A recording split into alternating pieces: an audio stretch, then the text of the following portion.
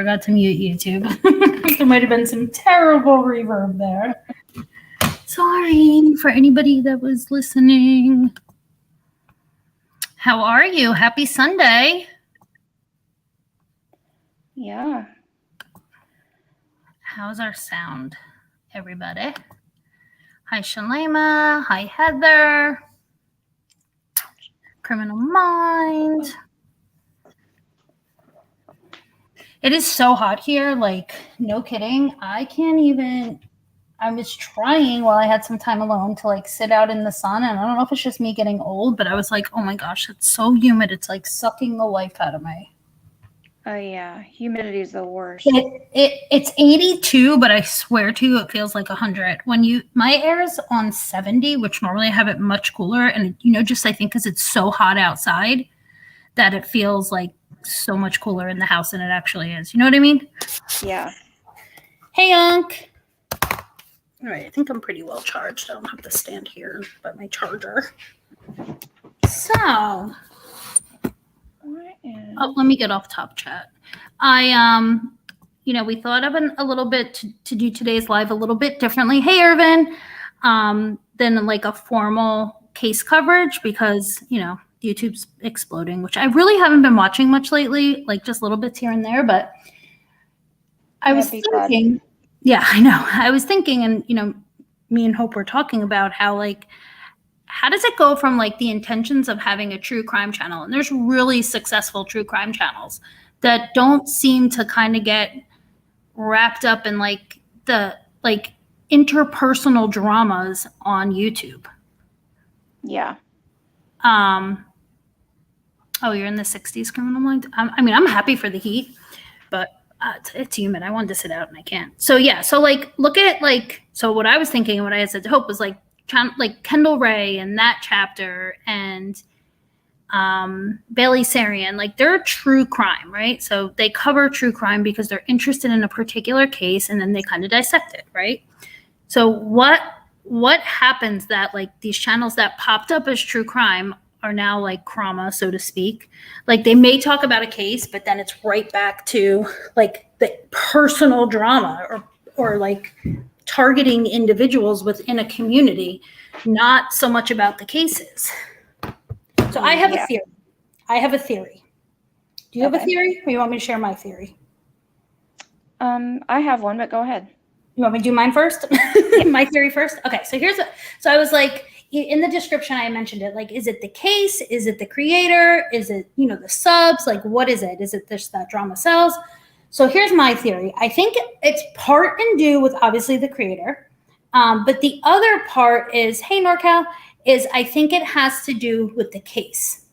Now, I feel like certain cases, and I'm going to use the name we shall not mention, I'll just say ML case, as it attracts certain people. But when the case is when there's a case that's going nowhere, right, where you're not getting answers, there's no closure, it's these people have already formed this quote unquote community and they need something to do. And I really think it brings out the worst in people because there's nothing else to talk about on the case, right? There's no evolution. So what ends up happening is they're kind of nitpicking one another, and that's what creates a drama or a Crama community. So that's just one example. There's other ones too. We saw it with Watts, and interestingly enough, there's no closure on that case either. I mean, yes, we know he did it, but the people that are still stranded on Watts Island, it's because they have this need to know more. They want to know the why and the details and all that stuff. So it's again, there's no closure there. We see it with Summer Wells. There's no closure there. So it's when there's nothing left to talk about in the case, it evolves into targeting one another. Does that make sense? Yes. That's how I say yes. And drama brings in views, of course. Well, and I wonder what it is about certain cases that makes them become this viral entertainment that everybody. Oh, good. Yeah. Because the Watts case, the Michael Long case, the Summer Wells case, the Gabby Petito, what how did those pick up so much attention when so there's much cases traction. like that everywhere in reality?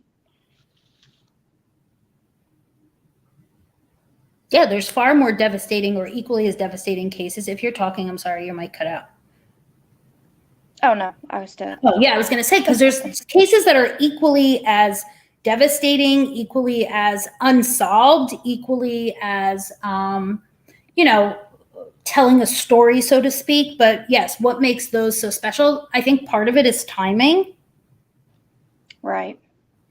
And I think, I think it's actually, I think a lot of it is timing. I think for whatever reason, when the universe lines up and people are talking about one specific thing at the same time, it attracts a lot of people for whatever reason.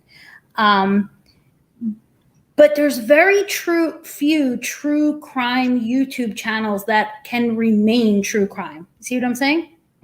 Like, yes, those big ones. Maybe it has to do with what they're just really good storytellers.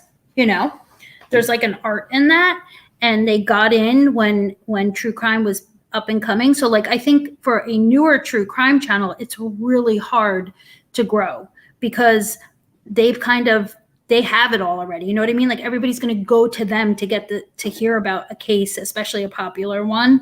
Whereas these other channels that pop up that want to do true crime, it's almost like without the drama, they just don't bring in the views and the subs. They need to kind of have some sort of like, there's got to be tension. You know what I mean?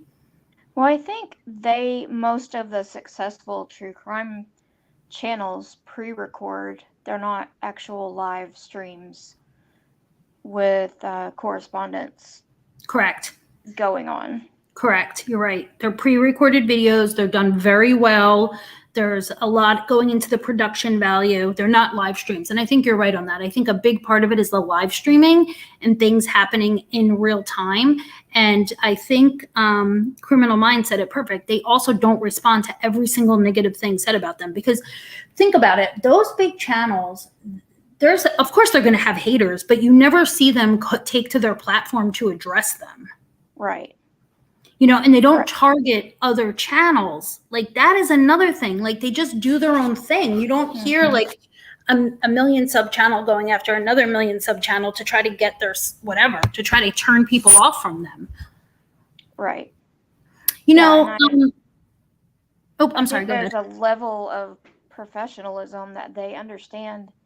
Not everybody's going to like them, and they're going to have negative feedback, and they just take it in stride and they don't address it. Exactly. And I think that they recognize that and they're okay with it. And I think a lot of this, because here's the thing, it's been said a million times over. Like, you don't have to address every single thing that happens, whether it's in private or not. It's not, I think Melissa Jade was the first person I heard to say this. I'm sure a bunch of people have said it, but she said it, I don't know if it was a month ago, weeks ago, whatever, but she made a comment. It's very simple. Not everything is for YouTube consumption. So when there's two, let's say, creators, they have a falling out, it doesn't need to be, and they say, okay, you know what, we're going to go our separate ways. Maybe we're just going to, stop supporting each other, whatever. But it's done in private. It doesn't need to be brought to YouTube to be hashed out in front of the public eye for entertainment. Right.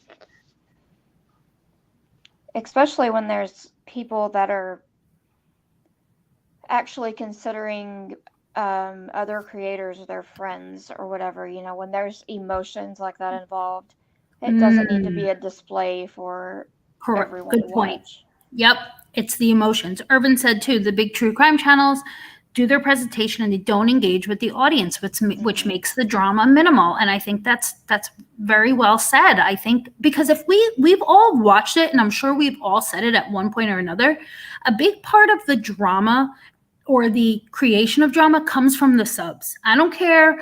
I know they're not, I'm not saying we should ever, like, I'm a sub. I certainly don't want to be targeted, but there are certain people that just get a kick out of running back and forth, whether it's lies or not, to try to stir the pot. And And I think if you don't have I'm not saying anybody in particular, but I think if you already are sensitive and maybe you don't have the best self-esteem, or you're a people pleaser, or whatever the adjective is to describe a certain personality trait, that you just have to get your point across and be right and be like, no, you know what I mean? Rather than ignoring it. Right. Well, and I think a lot of creators, as a lot of the Crama creators, they've started out with doing true crime, and something will happen that will trigger them to address someone, and they see the amount of viewers that they get from that. Like, even our little channel, we don't get a lot of views, but the one video that we got the most views on is where we were talking about mental health and YouTube, where we kind of discussed drama type behavior. Yeah, the impact that it has on people's mental health, correct. And it's really sad that people have really important streams that nobody listens to because it's not drama. Yeah, it's not entertaining enough, or whatever the case may be, or they just they're so desperate need for the juice. Hey, Lana. Hey, Kaiser. Hey, everybody. I tried to, just bear with me. I'm going to try to pin. Oh, I can't. I have to do it from stream. And that's very true. The creator has to set the tone and what they're going to tolerate and what they're not. And if you are a creator that is going to pounce on every little thing your subs say in the chat without looking into it or vetting it, that creates a huge problem. Hey, Punky. I think my comment did I block myself in, I blocked Naughty Audie, and, can you see are you have your chat? Okay, anybody in the YouTube chat, can you see my StreamYard pin? Or my comment, so I can, and then if somebody can pin it, you can't see it, right? No. I think I blocked myself. Trying to pin the comment. I don't know what to do. Hold on. I don't know how to do that. Can you, from the StreamYard side, just copy and paste the link I sent you and post it in chat? Can you do that? I'll try. Can you? If you can't, I know what I'll do. I'll go into Two Partners in Crime. Actually, I'll do that right now. Don't even worry about it. Don't make yourself crazy. So yeah. So I think, let me do it from my other Naughty Audie, because somehow I have two of them. No, because I'm not a... Wait a second. This is where, okay. But I think it's interesting to see, like, maybe we're just not, I don't know. Is it worth it, right? So, like, is it worth, I know how we feel about it, but, like, is it worth somebody, like, if each person sat and thought, like, being on YouTube, most people come to YouTube for what they enjoy, right? Something they enjoy, whatever the case may be, their favorite, could be gardening, it could be whatever, but something they enjoy and they maybe want to learn more about it. And then, hey, Dutchie.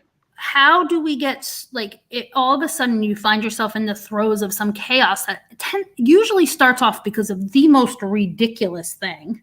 Yeah. It's just really, yeah, it's like, I don't know, it's just crazy to me. I just wish that, I don't wish. Probably. I want to understand it, is what I should say. You know how big, reality TV is. It's almost like that's what people are seeking in YouTube is. Oh, good point. Yes. That reality conflict entertainment and not realizing that these are people. These aren't actors. These aren't created scenarios that they're walking into. It's real feelings and problems. Yeah, and it's like, and it's affecting people's, personally, and it's also, it's trickling over into their real life, right? So we're seeing that happen. For sure. It's getting it. Hey, Dutch.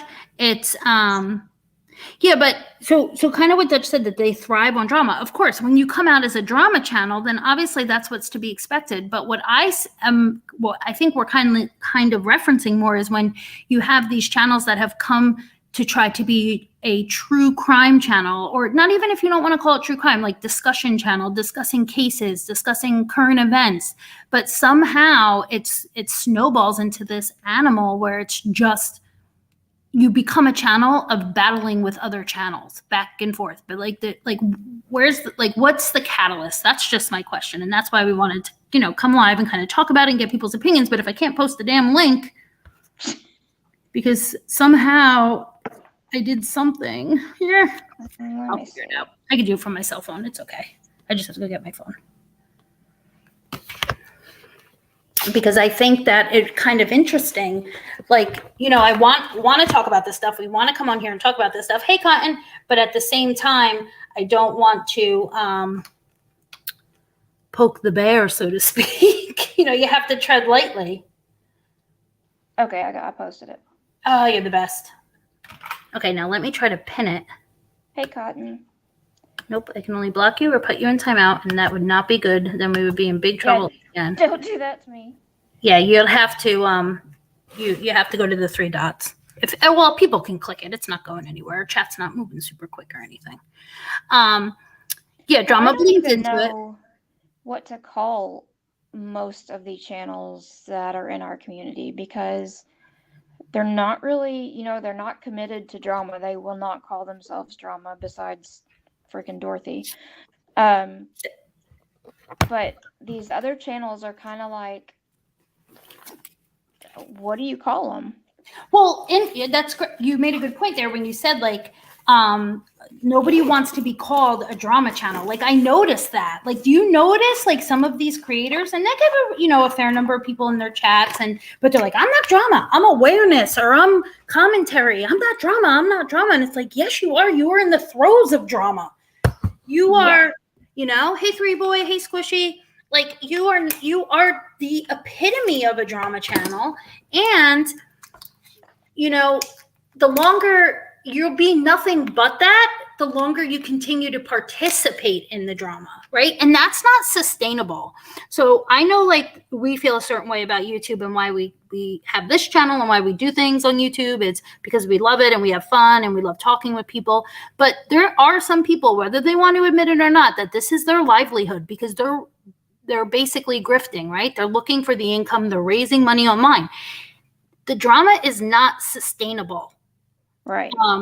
You cannot, I guess you can, but you'd really have to have some sort of really strong, Well, this is why we're still living in 2020. This is why arguments that happened 2 years ago are still being brought up over and over again, because that's all they have.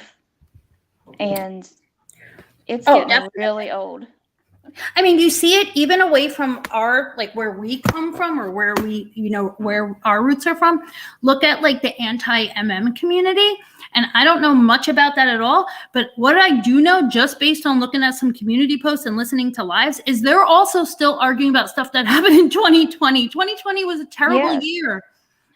There's screenshots. I couldn't believe it when I was looking at screenshots somebody posted, and the date was 2020. I'm like, what the hell? It was the year of the screenshot or something, because that's what it is. And it's wow, these people are still fighting over, somebody's conversation in a private DM from 2020. Yeah, and that's already been brought out. What's that? That's already been brought out. Yes. You'll hear those people say, we've already covered this. And I'm like, wow, it's like deja vu. It's literally the same stuff. And it's people's feelings getting hurt over things that happened 2 years ago, when people have moved on, and all you're doing, and there are certain instigators, they just reopen the wound, rehash the bad stuff just to keep it going, because there's nothing new happening that's worthy of all out war on social media for. Yeah, and they try, will stop for a minute to do a true crime case, and it just doesn't bring any views. So then Yes. they bounce right back. Mm-hmm. Hey, AYB. Hey, AYB, that's what I was just going to say. Like, you'll see once in a while some of these channels pop up a true crime live, like a case to cover, even the Johnny Depp and Amber Heard stuff. So unless you're live streaming the actual hearing, nobody's there. But as soon as you can end that live and put up like, I hate Natasha Cooper or something, and then all of a sudden there's 200 people in there, even though you were just live, Yeah. Oh, Irvin, if I could give you a wrench, I would, but for some reason I'm broken. So I can't get into Two Partners in Crime, if you want one, from my other Naughty Audie for some reason. So I have to go into the background and figure out what I did. I think I blocked myself or banned myself or something. I don't know how you did that. I don't know either. It's my touch screen. So Max had to teach me how to, I think I had asked some of you about like with the Chromebook, because I think that's what I have, like how to right click on that like finger pad, because nothing I did worked. It would just highlight or like work as if like I was hitting enter. You know what I mean? Yeah. So Max told me I have to use like 2 fingers and tap. So like I figured that out, and I think I should have just did that, but I went to copy and paste using my finger like on the touch screen. And I think when I was in the chat to go pin it, I blocked myself. So I'll figure it out. But yeah, so I saw somebody commented that this was, I think it was Lana, like a good discussion to have. Like, I don't know, like, how do you feel about, if anybody, the link's down there, you just have to scroll up if anybody wants to come up and talk about this. But like, now I just had a brain fart. It'll come back to me. Oh yeah, Emily D. Baker, Legal Bites. Those are really good channels. Even Emily Baker, who does live stream, but she's able to stay on task. And I can guarantee, I think maybe it was Urban that said, like, if there's nonsense, or it might have been Criminal Mind, going on in the chat, like it's literally ignored. Nobody's like acknowledging that, another channel said Emily's birth date, or, said her, well, it is her legal name, but you know what I mean? Like, they're just completely ignoring it. And I think that's probably the solution. Like, it has to be completely ignored. Oh, listen, back whenever she was covering the Katie Joy stuff, I used to watch her. Yep. And I specifically remember one time where another lawyer had come in to do a raid, how they do that. So all these people started coming into Emily's stream saying raid from whatever creator. She got pissed. Oh, interesting. She was like, y'all are we're talking about this case. Y'all are interrupting. Please don't do this. And it caused a rift between those two creators who were friends, because it pissed her off. Well, and I think that's probably wanting to control in a good way. I'm not saying control in a bad way, but keep people on topic to avoid, like, what happens is you have your viewers in there. Even if they came in with the best intentions to show support, there could be some animosity amongst, and I'm going to say the subs, because that's usually where it comes from. And then they start going back and forth in your chat, and it completely derails everything that you're trying to do. And you're trying to have a discussion, that you planned and put together, and, you want it to be a successful discussion, and you can't, because you got people fighting with one another in the chat about personal shit.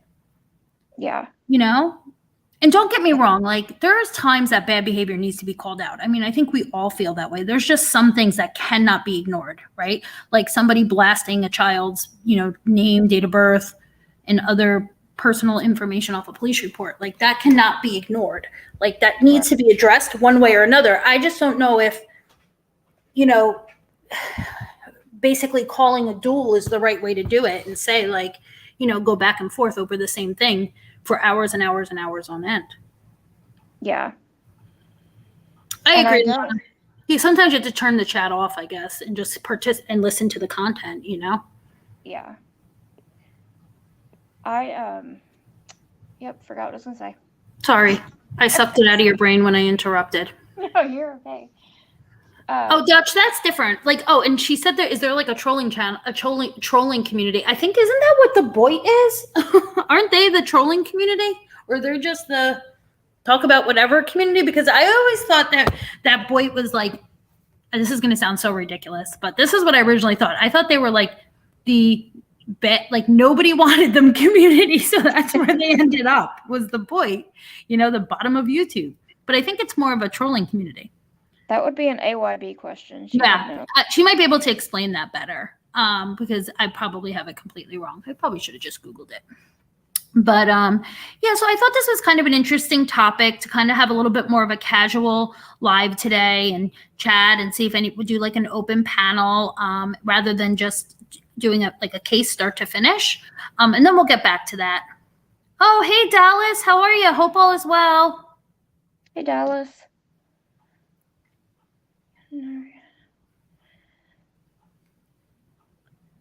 I don't know who that is. AYB, what is it? Oh, she said it's way more than trolling. So they must go, it must be more, then maybe it's probably more real life stuff. Maybe then we go hard at each other, but they're all in there together. So that's like the interesting, it's a blood sport community. Okay. Don't go there, Dutch. Never mind, Dutch, do not go over there. I take it back. Yeah, no. It's draining, Criminal Mind. It's emotionally exhausting. Like, I need to have my breaks. Like, I'll be watching something and I'm sure we all feel this way. I mean, I know Hope does because we talk about it, but like where you have to step away. Like, you cannot watch anything because you find yourself getting first of all, offended for complete strangers, which, you know what I mean? You want to, even though you don't know them, you may not know all the circumstances, but you only hear what's happening in that moment. At least me, this is me. Then you kind of want to defend them or make comments or say something or share what you witnessed. But all you're doing then is feeding the fire. And I think it takes a lot of willpower to be like, no, I'm disengaging. Well, I think it really sucks from a sub's point of view to go. So like, we're kind of familiar with this community, the Natasha Cooper community. Well, that's why we started. You were watching Natasha for a long time, like prior to all the chaos. So like you had a better background. Like I knew who like Molly Golightly was, and like there's a trickle over from that community, and then of course, hey Meow. Oh hey Meow. And there was some other people that I watched that were probably a little bit more drama based. I mean, there's some fallout from the overflow from like the Critical K, the beginning, like her people originally, and Lewis. Like I did listen to him sometimes. Like there was just, you know what I mean? There's just people. So you kind of all end up merging. Dutch, you're cracking me up. We just become BFFs.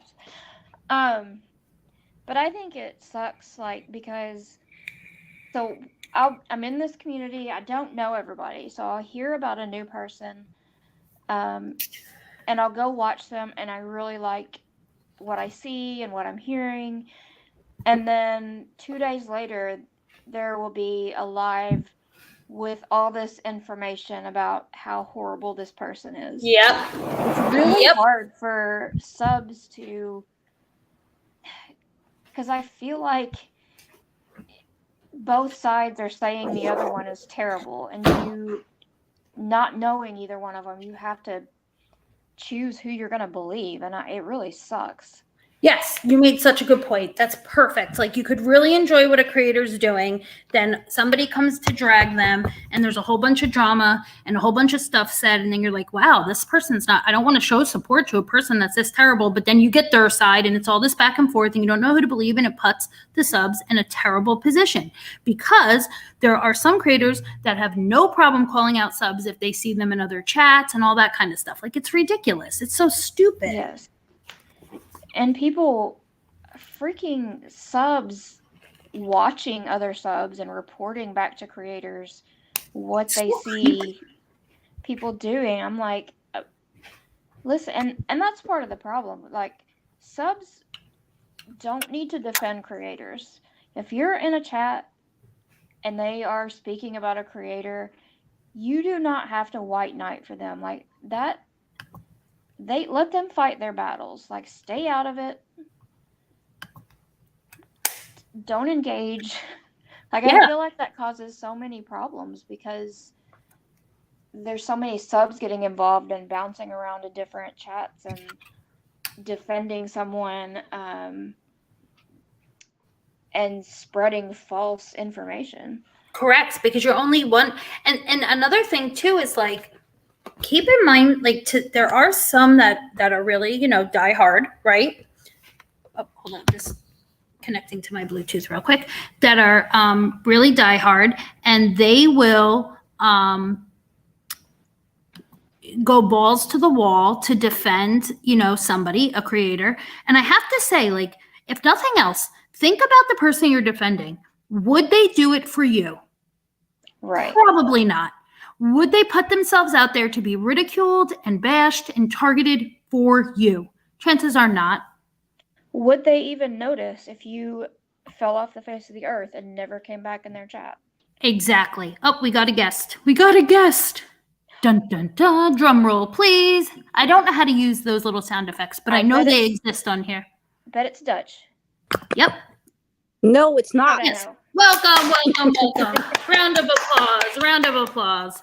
Yeah. So, Hi, girls. you know, and hey, how are you? I feel like I haven't seen you in a while. Yeah, I've been bouncing in and out. Yeah, are you on the Heard trial, the Johnny Depp Heard trial still? I've been balls deep into that trial. Yeah, I've been in a Netflix K-hole or rabbit hole or whatever you want to call it. K-hole. Oh my God, I can't believe What is that? K-hole. Oh my God, I'll tell you why I said that, because of what I've been watching on Netflix. It's actually really good. If anybody, I'll just quickly say this, and then we'll get right back on target. And I know I'm sorry, but it's called The Magicians, and you don't have to like magic and all that stuff. It's actually really dark. It's not kids friendly. It does get kind of campy, like in season 3, but it's still really, really good. So I highly recommend it if you like some funky, like it's fantasy / drama / Oh, I like that. Yeah, it's intense. It's not a kids thing. It's definitely not like, I don't know. There's like a lot of other shows like on or series and stuff that's kind of whimsy like that. Like even Grimm, I feel like kids can watch. This is definitely like an adult show. So just wanted to say that's where I've been. Okay. Oh, true, AYB. We didn't think about it. What's that? Letting people up without... Oh, yes. Thank you for reminding me. And I have an overlay that we could put up too. That's in StreamYard. I'm not going to show my dick. So yeah, don't show your peen, please. We don't want any peen bombs. We already got our channel. We already got this channel struck once. Wait, what? Yes, How? we got a strike. How? We don't even know. We played something. Yeah, we played something. We were covering. It was during the Jessica Chambers case, right? Yeah. Mm-hmm. Yeah, we were covering Jessica Chambers, and we showed some clips. That's the only thing I could think of. I thought we were but I guess it doesn't matter if you commentate. Like it was NBC. No, I don't know who it was. NBC, right? It was like Universal or NBC. Somebody struck us. Oh yeah. Yeah, so we just took it big down. News. Yeah, I wasn't going to. I was like, I'm not even going to try to figure out how to deal with that. It's not worth it. So we just took it down. Yeah.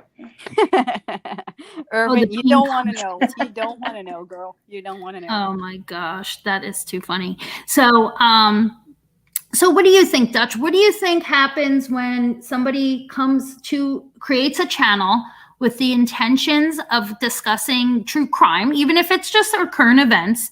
And how do they end up becoming a drama channel, but don't want to be called a drama channel, want to be called either a true crime channel or a commentary channel, but they are really that's what I said in chat. Like the subs bleed into each other. So you get this cesspool of people that are coming from either the true crime community or from the 1A community or from trolling community, whatever. You can name it. They're coming from different sides of YouTube. And what's going to happen is they're going to attack each other, and you as a creator need to address it. Because you can block them, but that's going to open you up to scrutiny. Or you can just that's like it's like the gateway drug into drama, in my opinion. Yeah. There's no escaping. There's no escaping it, because even what you just said with Emily D. Baker, even in LawTube, they have just people pitting the lawyers against each other. which is just Yeah. insane. So I think it's up to probably the channel, whether it's 1, 2, 3, 4, 5, 10 people, or at least the people on panel that have a voice, to choose to engage and address like every single negative thing they see, because it does, I feel like majority of the time, I know that there's the quote unquote behind the scenes crap, but it usually starts with a comment somewhere somebody saw, and then choosing to bring attention to it or not. You know, it's just like when this is just my opinion, so I do not represent anybody else on this panel. What I'm about to say, this is just my opinion. When you see somebody in a chat, and I'm talking about a big chat, not like our chat where there's 10, 11, 12, 15, even 20 people, like the bigger chats where you have 100 plus people, and somebody goes in under somebody's government name, let's say they make a sock account, or they make a comment. Now, as the person, as a wrench or the channel owner, if you just block it and don't bring attention to it, chances are nobody's going to know. But when you make a whole big production, and I understand the urge to call those people out is there, but if the less attention you bring to it, the less likely it's going to continue to happen. Am I right or am I wrong? I mean, that's just my opinion. That's the thing. I mean, we see it all the time. You know what the problem is? Most of the creators that have grown their channel over drama, and this is just a fact. This is not just me being a dick or something, but you can see it in a lot of the communities, and a lot of the creators who've grown their channel over drama are going to think that they are allowed to create more drama. Of course. But those people, yeah, I mean, you know what? I would probably have more respect for those people if they just came out and said, hey, I'm a drama channel. I love it and I'm here for it. And I'm going to be down in the mud, you know, rolling around. And then you're fine. But when you kind of, it's like putting lipstick on a pig, and, you know, what's that other saying? Perfuming the shit and calling it roses or something. I don't know. I think I just made up my own. Yeah, but you know, you are what you are. You are what you are, right? So it's just weird. Yeah. So bartender, yes, I agree with you. It is. But that's the thing. When you're trying to get away from that, like at least that ML bubble, yes. And it's like not everybody. And when you think about that community, so I won't say anything else on it again because I know it makes people uncomfortable. But when you think about that community, there was probably a handful of people that were really shitty, right? That did a lot of shitty stuff, that really went out of their way to hurt one another. But then there was a lot of people that were just there watching the content or waiting to see what happens, or wanted to talk about the main characters, not the creators, not the subs, the main people involved. But unfortunately, it's like a tattoo at this point that it's like, it's that same thing that we've talked about in the past about like lumping everybody together. Like you all are terrorists that came to destroy another community, you know, like you all did this, or everybody in that chat was part of something, you know, and it's kind of, you know, you just want to get away from it, but. Mm-hmm. Well, I just want to have this clear for future reference. I didn't come from the ML community. I came from the Sims community, and that's right. I walked over into the ML community. So I forgot that you were a Sim. You didn't come from either did I. I didn't come from the Facebook where and the YouTubers. Yeah. I came from the beauty community. I was watching makeup artists putting makeup on. I was the same thing, and then somehow I don't know how I found. It was, I really think to this day, it was Critical K was the first person I saw regarding the ML stuff. And or Katie Joy, one of those. Yeah, I never watched Katie Joy until the Toddy Westbrook stuff started. And then I was kind of going back and forth between that. Oh, back when when she was suing her. Free Boy, we are not going to mention that plan over here, right? Oh, we're not? No, we don't. We don't even know the plans. The plan is like I came into the plan so late to the game. I was just like, okay, I'm down. If my friends are here, I'm here. I don't even know what I signed up for. The plan is there is no plan, and that's the I know. Plan. It's this it's just this. It's like the crazy. It's just like some people are just. I mean, could you imagine? Because I know at least I can speak. I think I'm not speaking for anybody, so let me reword this. I'm pretty sure based on my conversations, at least with Dutch and with Hope, that they're not thinking about YouTube shit all day long. Like, they have other things happening in their lives that they're not sitting there stewing and like on a comment or a post or something that somebody made. And I feel like the majority of people in here probably is the same thing, that there doesn't need to be a plan ever in place when it comes to this. I mean, it's just ridiculous. Urban, you're invited. You're part. You're in. YouTube for me is basically just I don't know, letting my hair down and just being kind of a dick sometimes. Maybe I can be I can be a dick, not maybe. I can be a dick. But and what Hope always says, she likes to discuss. She likes to have a discussion. I sure do. But that's just, I don't know. That's just how I entertain myself on YouTube. It's not that big of a deal. It's not that things people say to me on YouTube are going to bleed into my real life, because at the end of the day, it's just YouTube. Yep. Come on. And it's not, and hopefully it does. I hate to even think that anything that happens on the interwebs, unless your job is about the interwebs, that it would trickle into anybody's real life, but it's quite apparent it does. I mean, if you have to take to YouTube to show that, okay, if you have to go on YouTube, I thought about this morning because I was like flipping around, kind of trying to catch up on some things. But that if you have to go to YouTube to make it a point to say that you're not thinking about YouTube, then you're probably thinking about YouTube. Like, it's really weird to me. And and I think and I know it's been said a million times before, like, at least in the current stuff that I've been watching unfold, like, who's the first to stop, right? Like, once somebody stops and then another person stops, it will end. But back to kind of what Dutch always says, then what will they have to talk about? There's nothing left for them to talk about. Well, yesterday I just got the notification that apparently I'm someone's lapdog. Oh, you're a lapdog? I didn't even know that I was someone's lapdog, but it's always fun to actually. I hope they give me pets and like belly rubs and all that kind of stuff, because they'll throw you a bone. Throw me a bone. Like, just let me do my. Don't let me do my business on a bed, because I'm not fucking Amber Heard. But those poor dogs got the I lame. Not picture you as a lapdog.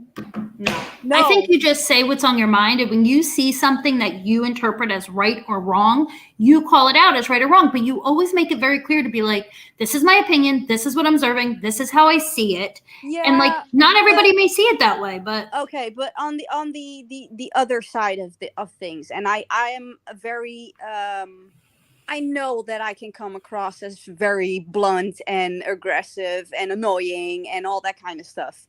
I know that. I know that whenever I say something, it's not that I want to push my the things that I think on someone else. It's just that it's my opinion.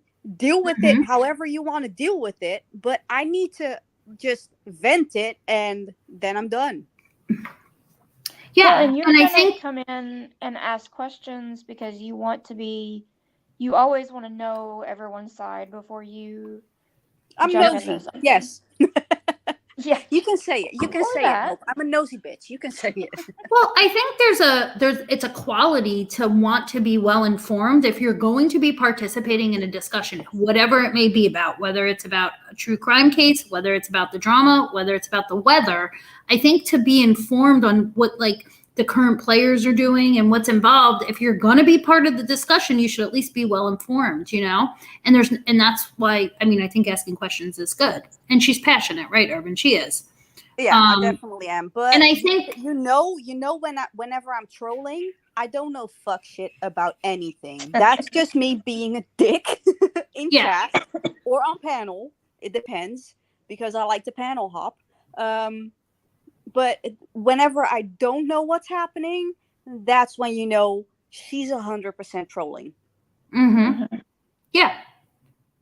And so I think that's my giveaway. That's just my tell. That's your tell. And there are, like, Hope made a good point before about, like, when you're watching a creator and you really enjoy them, or you really enjoy their take on something, or you agree with an opinion about something, that doesn't, because you may choose to comment in a chat and be like, you know what, I really agree with you on this point. That doesn't mean you're gonna take a bullet for that person and now all of a sudden they're the only creator you watch. Because I'll tell you right now, there's plenty of live streams that I'll pop in and out of that I may not like the creator, but I agree or I'm interested in what they're talking about. Yeah. And I'm there for it. But I feel like there's certain creators on YouTube, if they see that, they latch on to that and they will call people out. I'm just using me as an example, but I've seen it happen to other people, which very innocently maybe, commenting or talking or chatting, or maybe they're friends with people in a chat and they want to say like, hey, what's going on? Then all of a sudden you're a flip-flopper, you're a fence rider, you're a, this, that, and the other thing. And it's like, this is so ridiculous. We're all adults. This isn't picking teams for, dodgeball. I don't know if you heard the new name, but we're actually free range subs. Yes, I heard that. I heard, yes, which I think is good. I mean, I would hope everybody would feel like that they could do that. I mean, it's nobody's going to tell me where I can and cannot go. I'm 39 years old. I'm going to be 39 in 11 days, I think. What's the date today? Today is the 22nd. Oh my gosh, I thought it was the 20th. I'm gonna be, my birthday is in like 9 days. Oh, exciting. Ain't nobody gonna break my stride.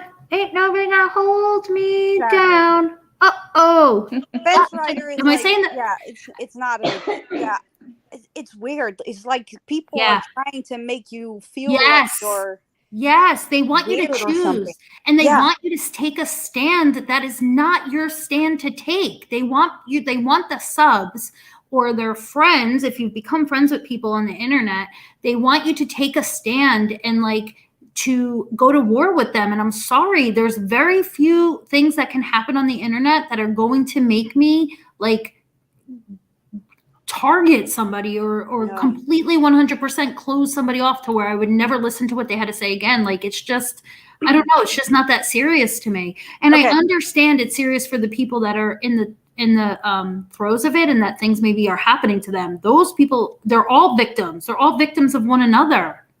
But let's put it this way, and this might be out there, but this is my take on some channels and creators and all that kind of stuff.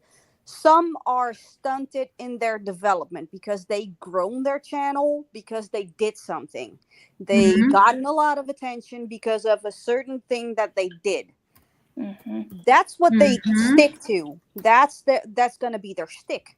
That's just it.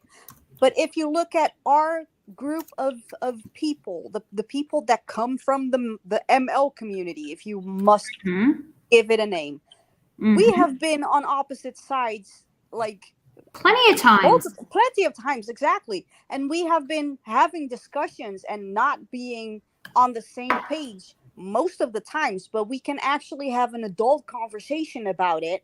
Maybe we get mad at each other, but we will get back to each other and be like, hey, you know what? You were right, but this was my stance on it. This was my take on it. And then you have another conversation and it's over. The thing with the people that are stunted in their development creator-wise, they cannot let it go. They need to constantly bring it back up. It needs to be addressed every time. And I guess it's because it's a moneymaker. I mean, that's the only thing I can think of, or they're just that like stuck on the issue and they just can't move on. Is it a maturity thing? Is it I don't know, but I think it's immature. Yeah. I mean, I just couldn't have. It's like taking candy from a kid and constantly being mad about it. No, I'm sorry. I'm taking over, so I'm shutting up right now. No, it's okay. Go ahead, Hope. I'm sorry. And I hate this when you're in a chat and the creator's like, okay, if you think so-and-so creator was totally wrong for doing this, put a 1 in chat. If you think they're not, put a 2. And I'm like, isn't that the most bizarre thing you ever heard? Like, there's a few that do that. Guys, come on, in chat. If that's the most bizarre thing you ever heard, put a 1. I'm just kidding. Like, really, like, and because again, you're putting people in a position to take a side, and then all it's going to take is one screenshot of Audie saying a 1 in agreement with what Hope said, and now she's public enemy number 1 because Dutch doesn't like Hope, and Dutch is going to go live about it. Like, that's exactly what happens. It really is. It's bolstering their own ego. Yes, it's just you're bolstering. right. That's it. You're right.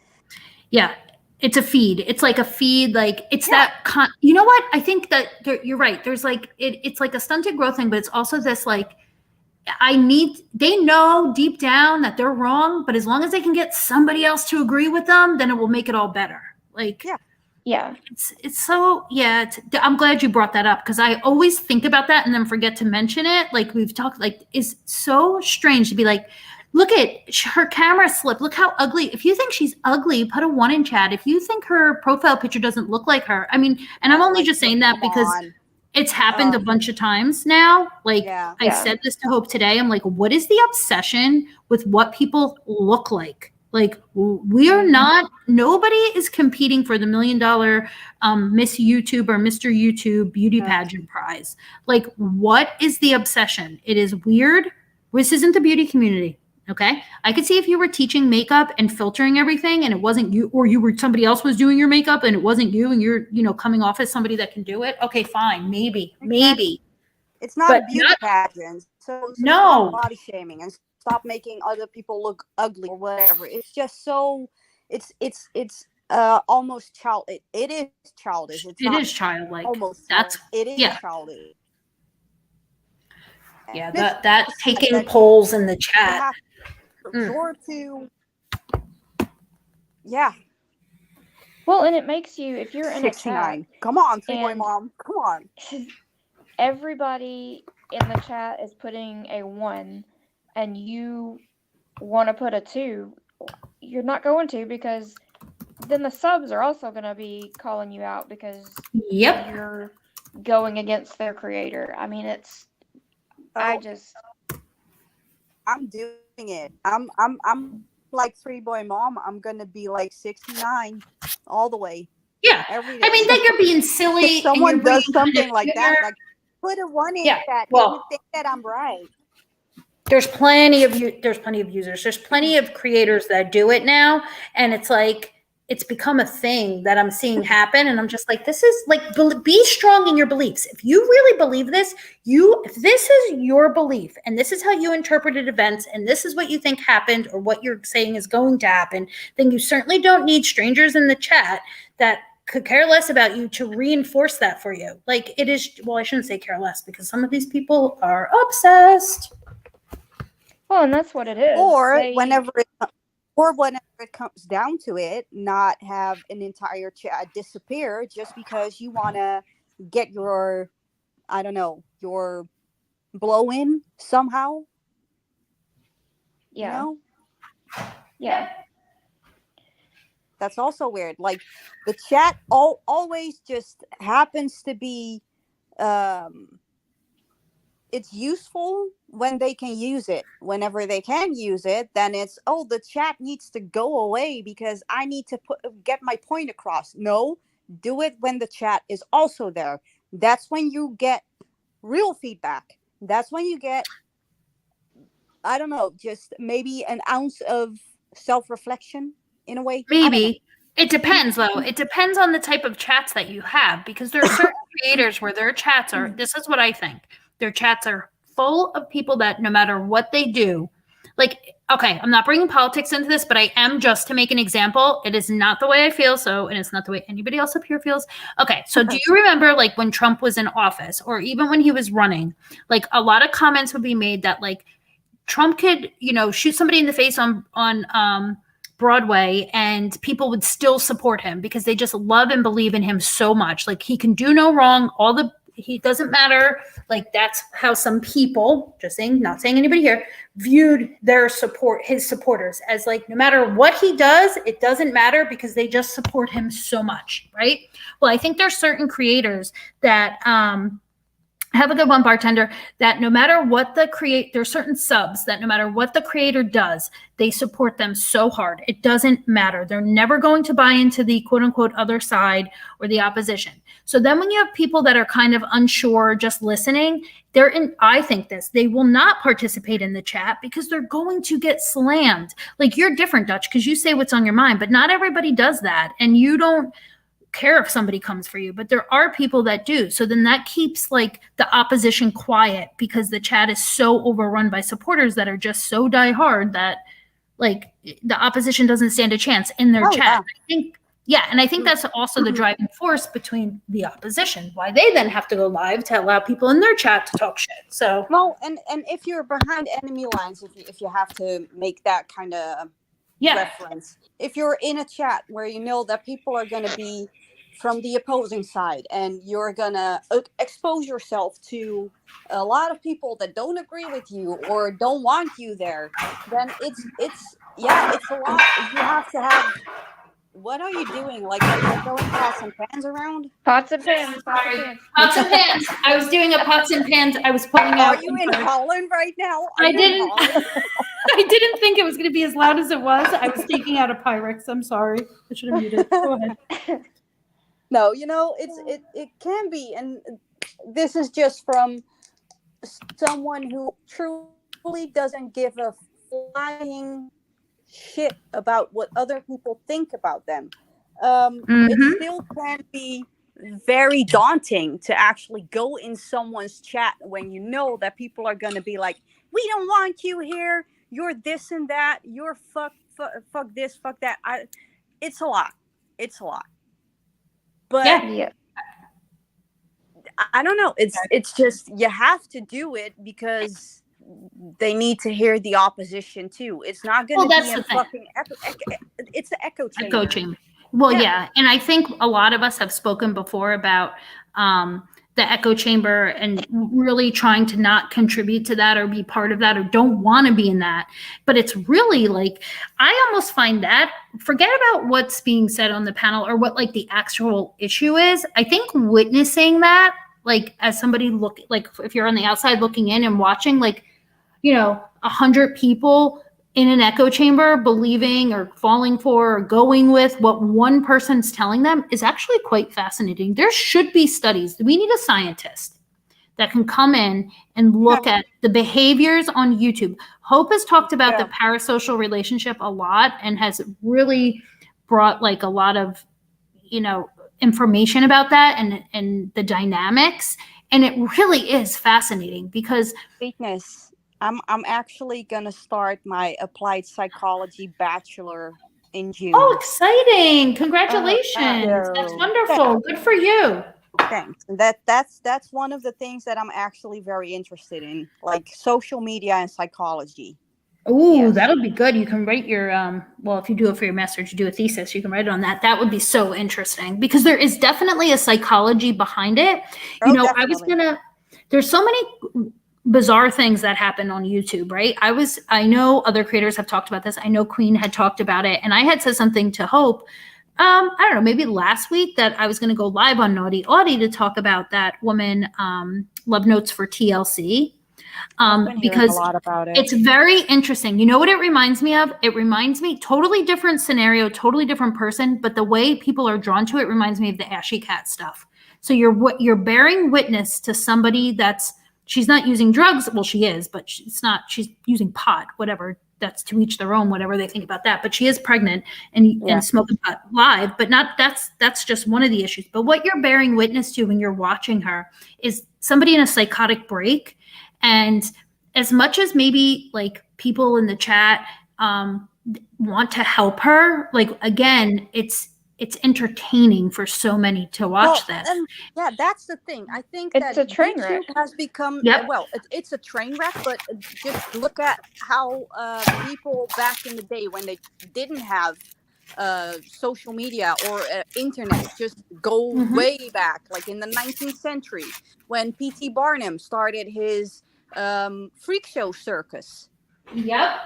People love to see freaks They love it. Yes. It's just They want to because see they're something so that fascinated. challenges, yes, it challenges their norm. And you want to see something that's so outside of your norm. But that, I saw when Queen Bee was live talking about it. And she was kind of just talking very casually about it and talking, about, showed some clips and stuff.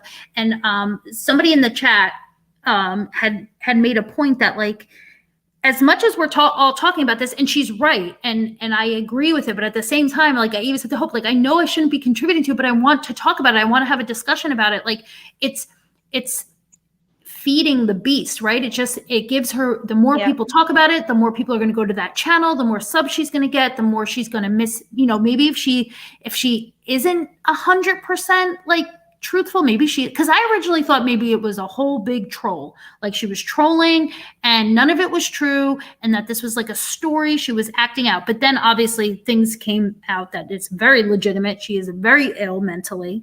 So, like, I have this need to talk about it, but then I'm like, if I go live and talk about it, and I wasn't going to do it over here, but now I am.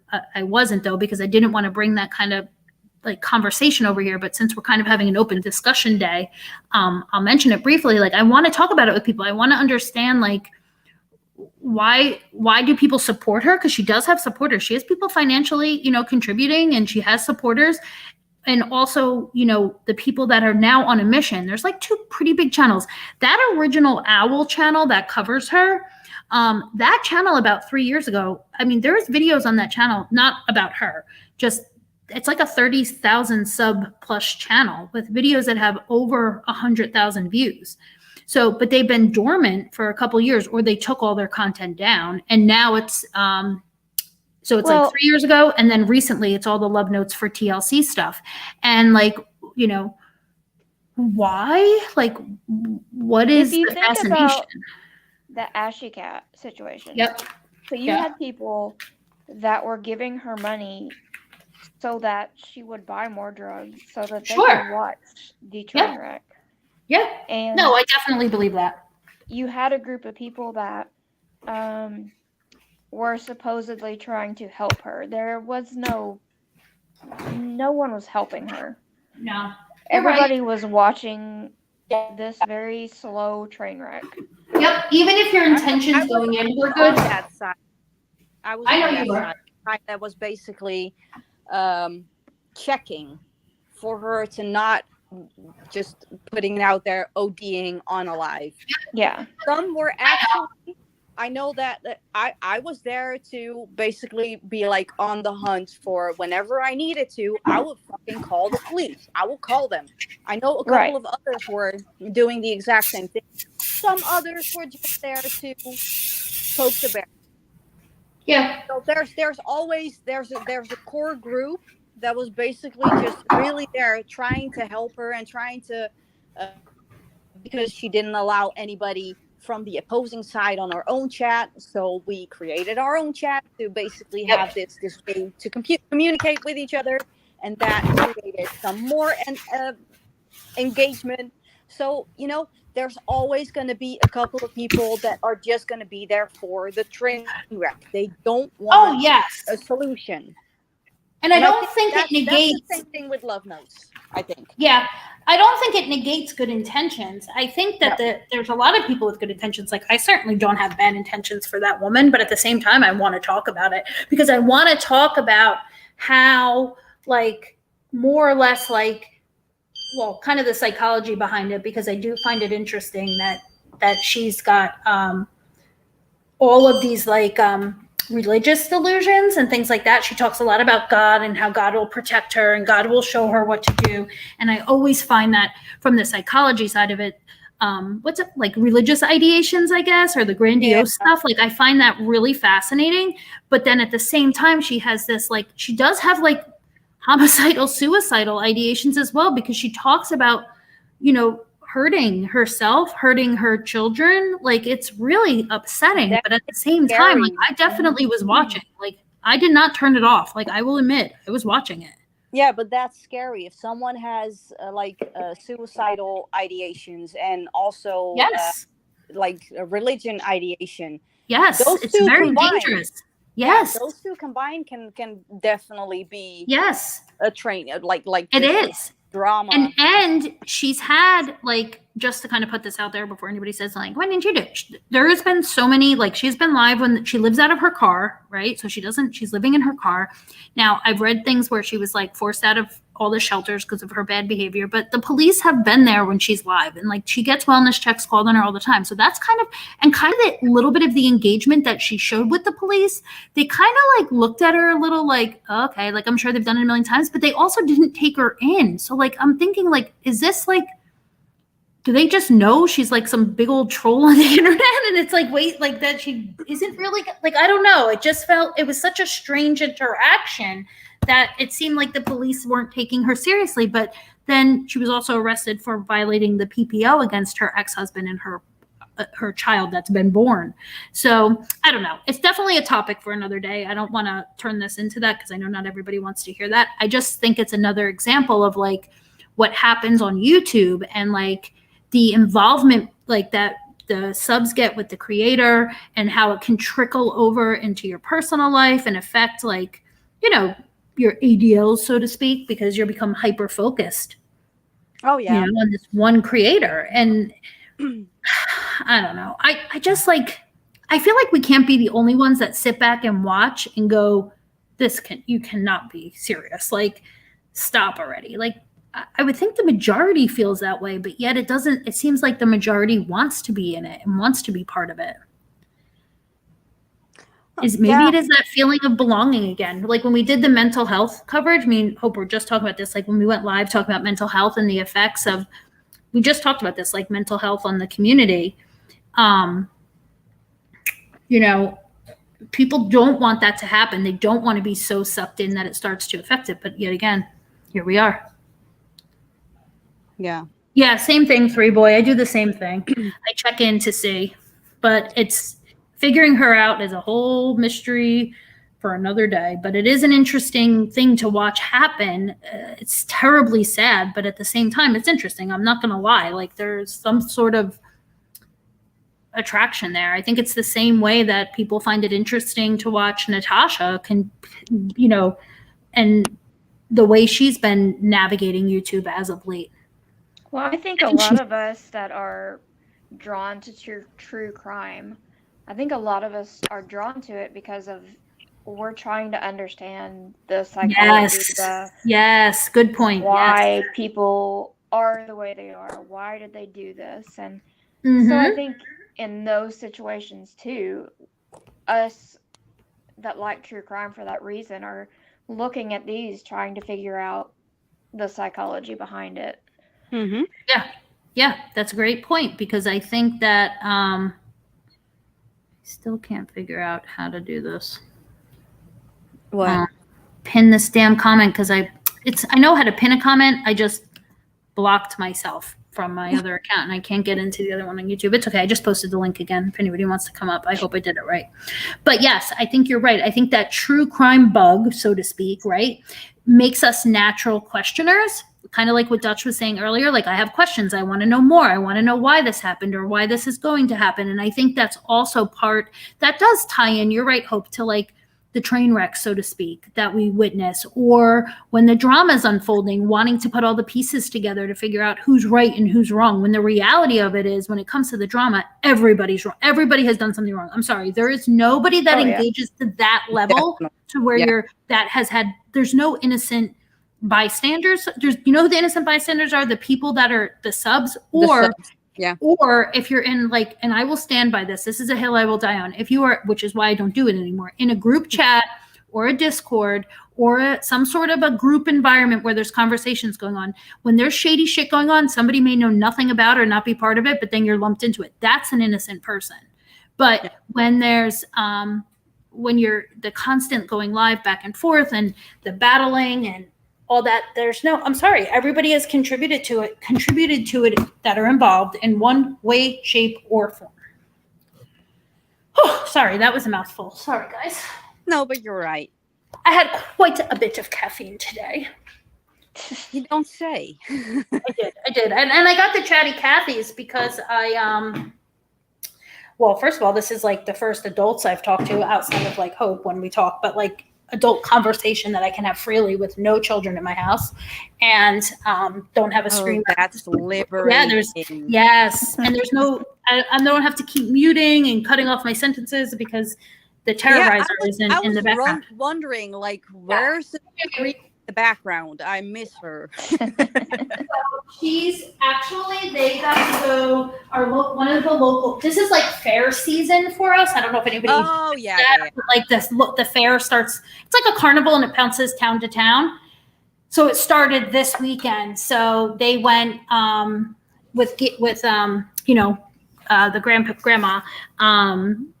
She wanted to take, Max went with his friends last night and with the grandma, but because he was at their house for the weekend. And then she said this morning she'd really like to take the little one for a little bit if I was okay with it. And I said, by all means, if you really want to take her, I don't know. Please take yes, I can still sleep good. But it was nice. I got that. I don't know if anybody that has toddlers, there was this like hot item I saw on TikTok. It's the Play School Splash and Play Oasis, and it was like a Costco exclusive. You could only get them at Costco. You can't even order it online. And it was on TikTok, and of course then it became impossible to find. And I was so fortunate that my sister-in-law, who will do anything for her nieces and nephews, there was 2 in my state.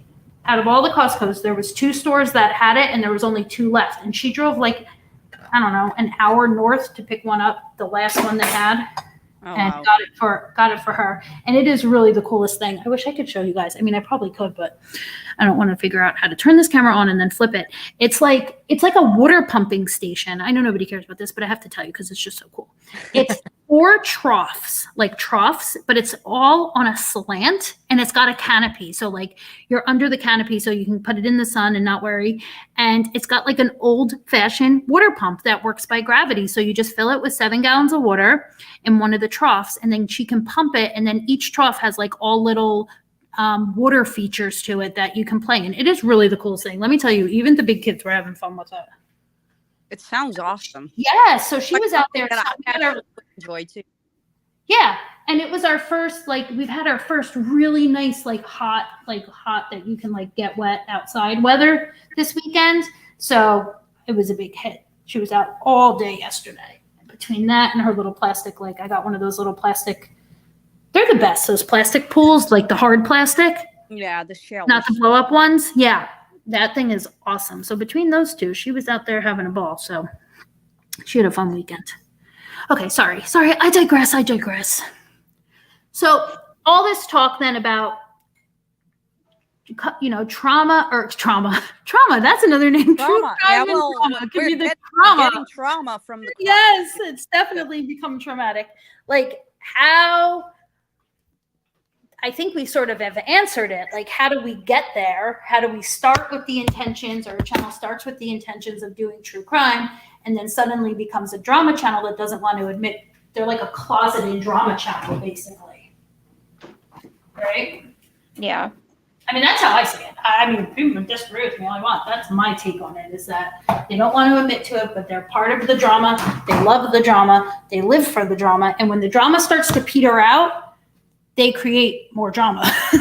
Yeah. Because it's just like with NC, right? Now that she's kind of gone. Well, I don't know if she's gone officially. The last I heard, her most recent channel was gone. Her daughter's taken down too.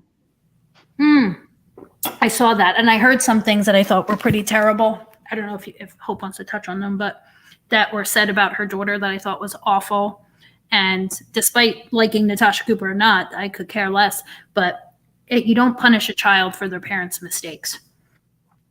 It apparently is not entirely true, the things that have been said about her daughter, because I heard it live with Scarlett and Voices. I mean, I'll just say it. We're live. I heard them say that they were going to send her cookbook because it's plagiarized to her dean and all that stuff. As far as what happened with her YouTube channel, I don't know. I heard that's sick. I didn't hear that. Yes, that's what I think started it. And then people started accusing them of being responsible for taking her channel down. I am wholeheartedly believe that people cannot take down channels. I believe that. I'm sorry. I don't believe mass reporting takes a channel down. We've seen the conversations with YouTube. That's not even what I'm getting at. It's just the targeting. Well, I've been having this conversation a couple Oh. of months ago, I think, Yeah. with Mandy. Mandy Because State?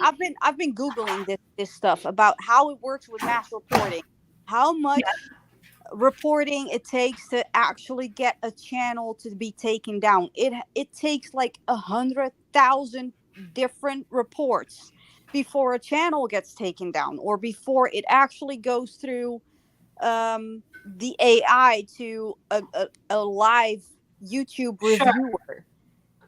And Mandy didn't agree with it because she had it happened to her channel somehow. So I was like, okay, well, maybe it could be, but that's what the internet is telling me. So I go by what I read on multiple different forums and all that kind of stuff. Mm-hmm. So mass reporting, no, I don't think that a channel can be brought down because of that.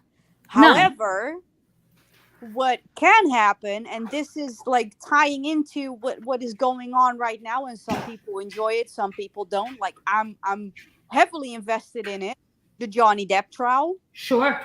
Some of the law tubers were actually, I think it was Runkle of the Baby and what's the other one? Good Logic, I think.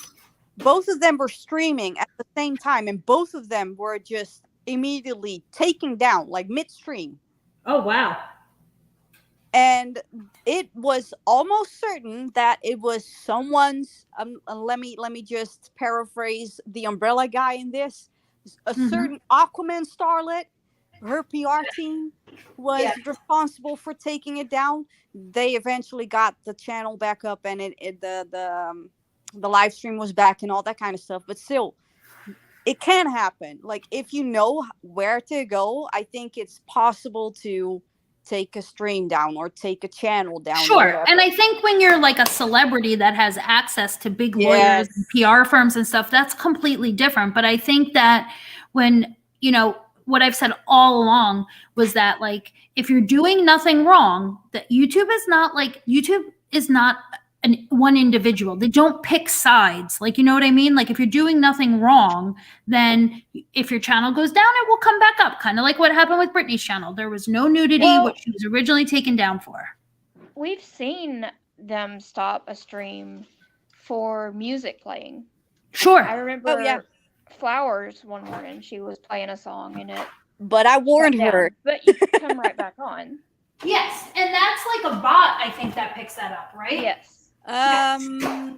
With the music and stuff, it happens too quick. There's no way an individual picked that up. That has to be a bot. There has to be some sort of like what's a record label, like Paramount or something has. Yes, like they have like a bot, like where they can pick up their copyrighted music or something. That has to be a bot. I mean, if it has to be. Maybe I'm wrong, but that would be hard for me to believe. But then an individual may look at it. I'm just gonna put on my tinfoil hat right now. I think that there is one particular person who has like 1,000 different streams, who is watching every different streams, and whenever some stream is pinging, like pinging or whatever, that's when they're gonna be like, oh no, you're doing something wrong, you're gonna be cut out. Really? You think like there's a person on YouTube doing it, or a private entity doing it? No, that's just I hope that's the case, because that will be brilliant. Oh, okay. Because I'm like, wait a second. You think like people hire, like, have somebody doing that? I don't get it. Imagine having to watch like 1,000 different live streams every day. No, yeah, Lana, that's what I was thinking. No thanks, especially when it's like, I don't know. There's just like, you know, the whole, like, and I think Urban said it perfect, kind of going back, like, once NC is gone, the awareness channels or the commentary channels, especially the ones that came out. Now, obviously, this isn't true crime, but I think this is a good point to bring up. Awareness channels. That's kind of a loose definition, right? So if you're coming on, creating a YouTube channel to bring attention to what another YouTube channel is doing, what are you going to do? Now, assuming, thanks, Irvin. What are you going to do when that channel you're going after is gone, right? Like, you served your purpose. Are you going to disappear? Are you going to leave YouTube? No, you're going, you like the attention, you like the cash. the Cash Apps and the Venmos and the PayPals and all that stuff. No, you have to find something else now to bring attention to. And then, yes, I think people will turn on one another. And in reality, those awareness channels that were created to be aware of Natasha Cooper are doing the exact same thing as Natasha Cooper right now. Yes. I will agree with Dutch on that. I will agree that I will say this, something that stood out to me like a sore thumb, PayPal pools. Actual, not just scrolling your PayPal, okay, or your Cash App or Venmo, because I'm all about people making money and all that stuff, especially if you're doing something that requires your effort, whatever. I don't care if you come on here to sing, happy birthday and people pay you, wonderful. But those PayPal pools in particular have always been a hot topic, have they not? Yep. And now to see not just one, not just two, but 3 or 4 channels having PayPal pools or quote unquote fundraisers is quite interesting. Quite interesting. I'm sorry if you hear my background noise. I'm making one of those melty ham sandwich things in the Pyrex on the Hawaiian. I have no idea what she's doing right now, but I think she's melting something. Yes, I'm melting cheese. Okay, that's always a good thing. There's definitely some channels that have turned into everything they complained about.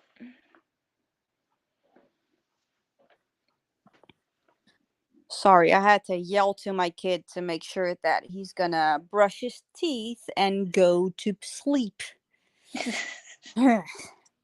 But okay, yeah, there's something off about the fact that some awareness channels are doing the exact same thing, and try to make it out like they're still have the moral high ground in doing so. It doesn't make sense. Like just be open about it. I saw Natasha Cooper do something which made me think, fuck, I wanted to be the first one to do it. Now Natasha's gone, so there's a new opening, a new niche. So here I am. I want to do it.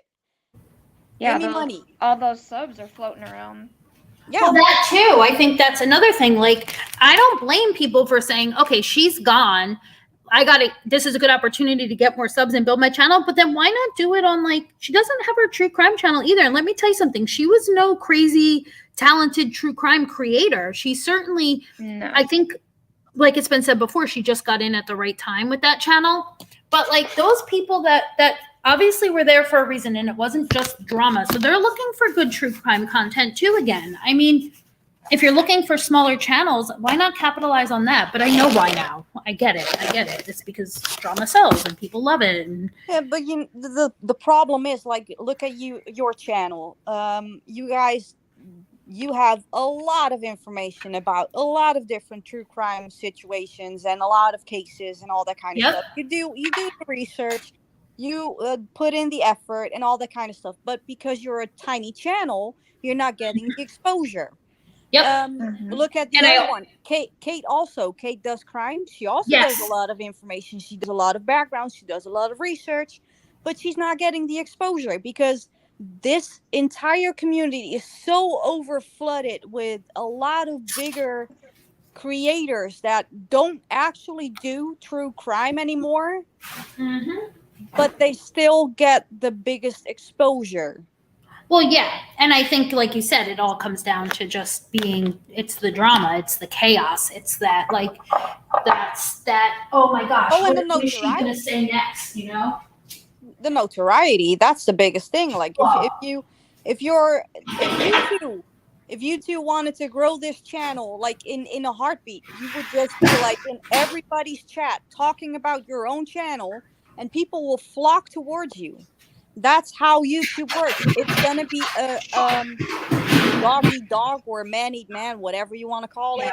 That's how YouTube works. But people don't have the right to be mad about it because subscribers get to go wherever the fuck they want to go.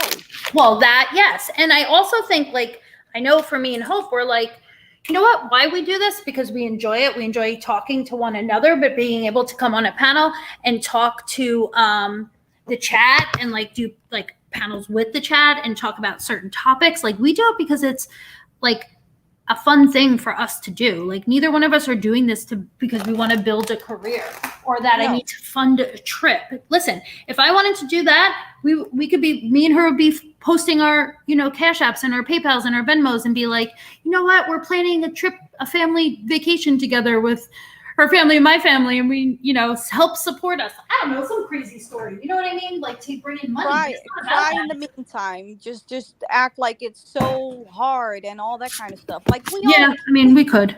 Hope, start crying, damn it. Yeah, try now. Yes, bartender. It's interesting that, I said that to Hope the other day, right? About the hashtags when we do a true crime thing. I'm going to remember when I schedule the StreamYard to do like hashtag whatever like the true crime is about and like the buzzwords so if people are looking to talk about that particular case or whatever, that will help, help them find us basically. I just forget to do and it. if you want to cheat the algorithm, you just put in one of the hashtags of that moment. Like right now, the Depp versus Heard trial is big, so just put it in there because I guarantee you're going to talk about it, even if you're talking about a completely different case. Sure. When you're done with the case, you're just going to be what's that called? Clickbait? Kinda. Yeah, same idea. I want to know how somebody has got 30,000 views on a video in less than 24 hours. About what though? And they have 3,000 subs. But what? Wow. What's it about? It's it's Kelly the Advocate. Oh, her stream from last night. Well, she was on there. I'll say this. I have no problem saying this. She is a loose cannon. I'm sorry. Yeah. I know people like her and maybe respect her. She becomes unhinged. The way she screams. I know I'm talking loud right now. It's just because I meant to bring this up. Like even when we're kind of texting and then I guess I fell asleep or something. But she will scream at the camera and be like, "You're next, I'm coming for you." Like a maniac. It is the most bizarre thing to watch a grown woman that's supposed to be like a relatively, has an important job where she's supposed to be like calm and keep like a cool demeanor. And she gets on YouTube and rants and screams. She's just like Dorothy, but with like a nice dress on. I'm sorry. I'm just going to say it. But wasn't that the stream where she was also making some kind of racist comment? Oh, she's made, I should send you this clip I have of her. God. This was last night, but she's done other things, yes, that are very, she's just so, I don't even know the right word for it. Like, I don't know if she realizes she's racist or it's just her existence that she's always been and doesn't even realize what she's saying is racist. But I have a clip, I'll send it to you. What does that mean, Hope? View botted, like bots are watching it. It's buying views. Well, I knew you could buy subs. I didn't know you could buy views. Yeah, I wasn't sure. I thought you could, but it has to be because there's no way. There's no way 30,000 people care about Kelly the Advocate's rant about poor Natasha. I'm sorry. I could see 5,000, maybe 30,000. Stop. Yeah, no. In less than 24 hours. That's true. Yeah, Lana, what you're saying, that's true. You can actually buy for $10. You can get 500 bots to sit silent in a stream. Yeah. Interesting. You know who gets really big streams, but I think it's because people really like him. But I was actually really surprised. It was when he's covering the Depp Heard stuff. I think I was on my lunch break. And I remember I was sitting in my car and I was like scrolling through YouTube and there was 42K in the chat was Ricada. Oh, he gets really big chats. He started that with the trial of Kyle with Rittenhouse. The shooter, right? Yeah. With the kid. Yeah. I watched him. Actually, Ricada and Ricada, we know him from like a different side because yes, I remember. Yes, the Michael Long situation. But he is actually kind of respected in like LawTube. Yes. Yes, he's very well spoken. I'm not even going to say the Michael Long stuff. Like that was his opinions, his views, and his take. But I still think like he does bring something to the table. Like when he was doing the Kenosha shooter, I really enjoyed following. When he would have the different attorneys on panel, that was really compelling and interesting to watch. Oh, with the Rittenhouse trial. Yes. Yes. Yep. Yeah. Okay. Yeah. It was very, like, I was really into what he was saying. Like, listen, that's a good example of like a creator that you don't necessarily agree with all their views and their points, but they're still interesting to watch and to kind of hear their side of things. Yeah. Well, and you would have 4 or 5 attorneys, and you could hear their thoughts on Yes. what was going on, and it was very good content. Yeah. Oh my gosh. When you said, so poor Mrs. P, like, I'll never forget. She was like, I don't know if she was in a chat or in a live stream. I think she did it on both, where she was like, yeah, so what? I bought subs. Who cares? Everybody does it. The poor thing was like talking about it live. I'm surprised. I mean, I ain't gonna say it, but she's her channel's stuck around. It's hanging in there. Yeah, Mrs. P. The only thing that kind of annoys me, I've been subbed to her channel, the community posts. I have my to gosh. stop. I can't because it just clogs up. I think I know. Bless her They're heart. like constant. Bless her heart. It's like, I know that it's Mrs. P, but still, like, come on. It's just so much. It's oversharing. And I don't like that. And I think that's part of her makeup, like just part of what she's just is. that's like a compulsion, or right, like a compulsive behavior. Like she can't stop. Like she's another one again. And I say this just in the sweetest way possible. She just, what's on her mind, she's got to get it out and say it, and she wants you to believe it, no matter what it is. Well, it's what happened with her merch store and all that kind of stuff. It was like, oh, my merch store was taken down because I got copyright struck. And then the next day was, oh, nothing's wrong because I talked to my attorney. And then the next day it was, oh my God, they did it again. I was like, pick a side, pick a lane, just do something, please. It was too much. Oh, wow, Anna. Well, next time when we do our next case, I will remember. I promise, Hope, I'll remember when I create the thing to put the hashtags in. I do think it makes a difference. I did a live on Naughty Audie about Digital Princess. This was a while ago when she first got her kid back. And I spoke on it. I think I just did one live. I did some TikToks about it. And when I hashtagged it, I think more people, like even on my TikTok, but I know TikTok works like that too, but I got a lot more engagement, and I just kind of forget to do it sometimes. Yeah. Well, and I guess that's why you see certain creators hashtagging other creators. Like, I get it. Like I think STS does this a lot. Like when she's going to go drag somebody, like she has no problem. She will hashtag every single person she's talking about. And then complain when somebody does it to her. Yep. And say, just stop tagging me. Oh, I can't. I'm sorry. I shouldn't do that little voice like that. That's fresh, but I'm sorry. There are some people I have no problem just saying I just totally cannot get on their bus. Like, whatever you want to say. She's out of control. Yeah. Yeah, she is. I don't know when she sleeps. I mean, how, like, I was up late Saturday. When I say late, like I was watching that damn TV show, and I just kept going next episode. You know what it means? That ever happened to anybody where you just keep watching? Like every time I see a new series or show or whatever, I binge watch. So yes, I've been there. But okay. Yes, that's what I mean. Like a binge. But like it was, this was Friday into Saturday. Like I'm embarrassed even saying this. I think when I finally said like I have to shut the TV off, like or else I'm not going to go to sleep, it was almost like 4:00 in the morning. And I knew like I was going to hate myself because the baby was going to wake up probably around 7. And then it's going to still take me 45 minutes, an hour to fall asleep. Like it was terrible. And I'm like, this is not healthy. I could not imagine live streaming doing that. Like and talking to people. I don't know. I'm sorry. I can guess who you're talking about, who does 11-hour live streams and all that kind of stuff. But yeah, it's just and there's no normal pattern in the way that she streams, because she does 11-hour and then like 3 hours later she's going to be back online. Yeah.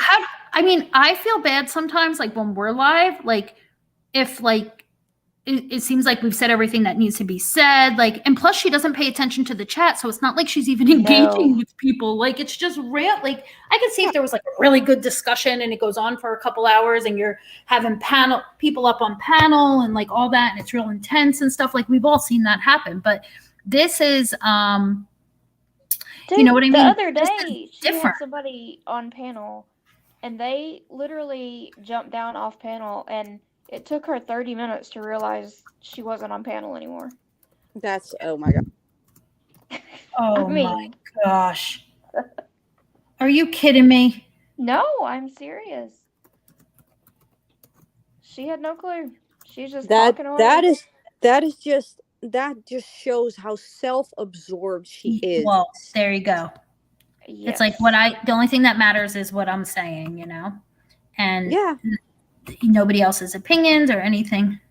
Exactly. And I cannot stand watching her for longer than 5 minutes because there's something about her voice that just makes me want to throw stuff around in my house, like literally ruin everything, like damage the entire place. I'm that way with Kelly the Advocate. I can't.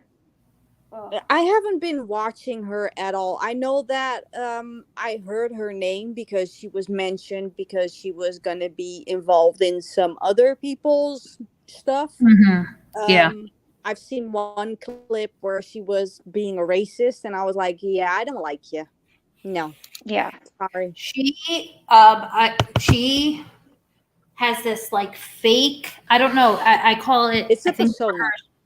It's like this vocal, it's not even a vocal fry because she doesn't have vocal fry. It's like this certain cadence or tone in her voice. And it's like high pitched and I think she tries to sound sweet or soft, but she's whining is the best way I could say. It's like a whiny. Is that a good description? Like a whiny. Could be. Yeah. Well, it's kind of like a whiny, demanding. Yes, it's like a 14-year-old teenage girl. And if you know what it's like, basically what you guys are saying, she sounds like Veruca Salt. Oh my gosh, yes. Great, perfect comparison. Veruca, that's my new name for her. So she's Veruca. Well, GT500. I don't know what's going on in the Kremlin right now. I will admit I have not been paying as close attention as I was. So, but I agree, enough is enough. Let's just say I don't know that who the that war in Ukraine is still ongoing, and they actually got hold of one of the biggest cities. Russia did, Oh, no. But it's still contained. Like they're still fighting, and Ukraine can basically hold their own, but they're still waiting to get some air support because that's the biggest issue that they have at the moment. But I'm like a couple of countries away from it. I don't even get that much information anymore. Like, isn't that interesting? I don't know. Like, I will admit, I definitely have not been on top of current events at all in the U.S. or anywhere because I just haven't. I don't know. Well, did you hear that there was an outbreak right now going on about monkeypox? Oh, geez. No, we haven't gotten any memos on it at work. Where is it happening? In the UK or somewhere? In the US, in Europe. In the US? Like everywhere. Yeah. Yes. Well, I know our in Canada. I'll have to look into it. Our Rona numbers are way up, but people are not nearly as sick. So it doesn't seem to be getting as much attention. They haven't really put in any new policies or changed anything. But we have admissions and stuff again at the hospital, which we didn't for a while. And they've opened the unit again specifically for it. But they're not people that are vented or as sick, if I could say that, as they were. Like, you know, it just doesn't seem to be as aggressive, it's maybe? Weird. Yeah, it's weird because it seems like that you guys now have the watered down version of the Omicron that we had like a couple of months ago. Like everything is open back up over here. Like we're almost COVID free. Amazing. But now we have monkeypox. Like, yeah, awesome. Let's go into the next pandemic. Yay. Like it's not been in a massive. Yeah, I know. We have barely. Around. Yeah, we haven't even bounced back from that. No, definitely not. definitely not. But yeah, Poor it's Lana. weird. Lana, that could be eczema though. Hope had to jump down, so she just she may be back, but she had to jump down. I Oh, don't know if you saw private chat. yeah. So, well, we need her here to make sure we don't burn anything down.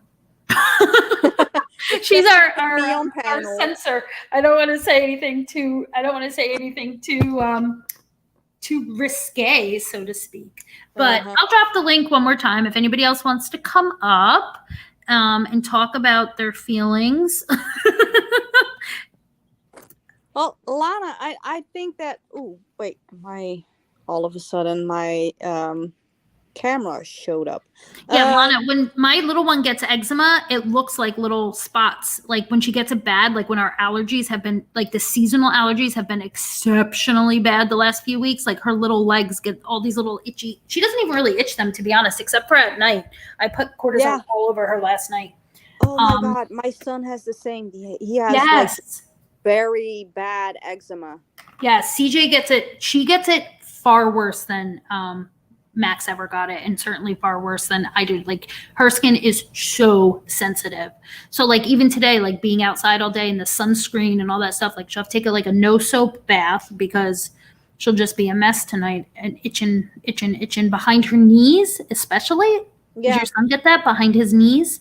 Well, my son had to be admitted into the hospital in 2017 because it was such an explosion. Oh my gosh, what did they do? Give him steroids?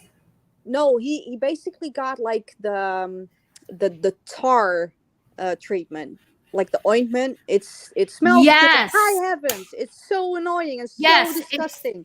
It's the same thing that's in the shampoo for dry scalp, but it's like super concentrated. Oh, what's it called?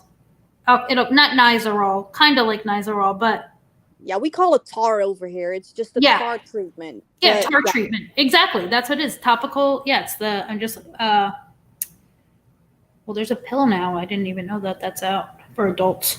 Coal tar prep. Yeah. Academy of Dermatology. I have to keep that in mind. Hers gets, she scratches then. It's so bad, then she's breaking her skin. It cut all her nails and stuff. Yeah, but the thing is, itching is worse than pain. So the fact that they're itching and they're scratching is just because whenever they create a wound or something or just break the skin, it stops the itch. It helps the itch and it makes the itch go away, and the pain is better to handle in some weird way. It's annoying because he's almost 14 and it's still not over. And when he first got diagnosed with eczema, he was like a baby. And they were saying like he's gonna grow over it. It's gonna wear it down. It's gonna be okay. And it's still there. It's still like ups and downs. Like right now, he knows that whenever he's got an itch and he's got spots, he just knows that he's gonna have to put the cream on. But yeah, there were times that he was just lying in bed and his entire bed would be covered in blood just from scratching. Yeah. So Lana said, we'll just talk now about like raw shea butter. I think I've heard about this, but it's hard to get, isn't it? Or it's very expensive or something? Because I know it's different than like the Shea Moisture has 100% raw shea butter, but I don't think that's legit raw shea butter. I know that some people say that shea butter helps. And neem oil? Have you ever heard of neem oil? No. Lana's saying no, but it also depends, like if it's topical or if it's like from within the body. Yeah, well that too. But I think just to treat the symptoms, it says neem oil is a vegetable oil pressed from fruits and seeds of the neem, a tree which is indigenous to the Indian subcontinent. Interesting. And it's used in a lot of, let's see. Okay, can ingest it. Yeah. Let's see, hold on. It's actually used as a biopesticide for horticulturists, but they use it in organic farming, but is shown to help